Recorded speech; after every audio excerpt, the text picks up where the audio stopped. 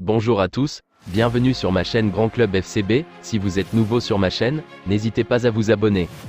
Le jeu des Blaugrana a impressionné, de même que la diversité de leurs buteurs puisque Joao Félix, Robert Lewandowski, Ferran Torres, Rafinha et Joao Cancelo ont trouvé le chemin des filets.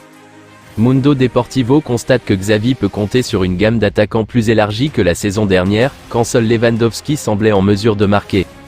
Cette saison, ils sont déjà 4, le Polonais, Félix, Torres et Rafinha, à avoir inscrit au moins un but, sachant que le tout jeune Lamine Yamal n'en est plus très loin. Cette diversité offensive est unique en Europe, constate MD. À Manchester City, la référence en la matière, seuls 3 attaquants ont marqué cette saison, Haaland, Alvarez, Doku. Idem au Real Madrid, Vinicius, Joselu, Rodrigo.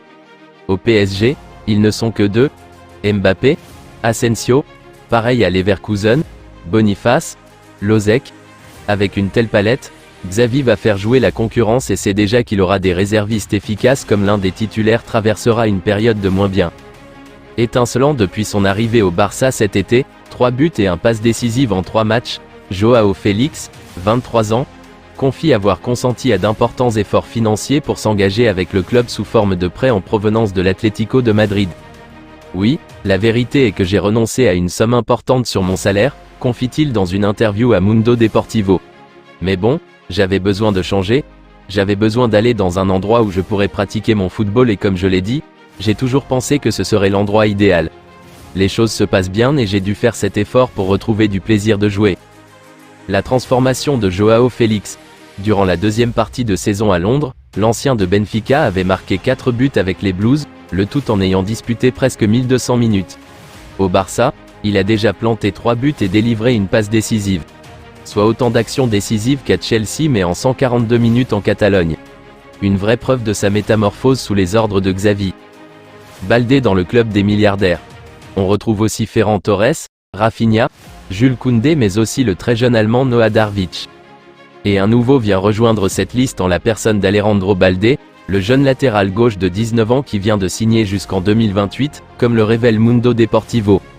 Dans les semaines qui arrivent, un nouvel élément va rejoindre ce club de moins en moins fermé.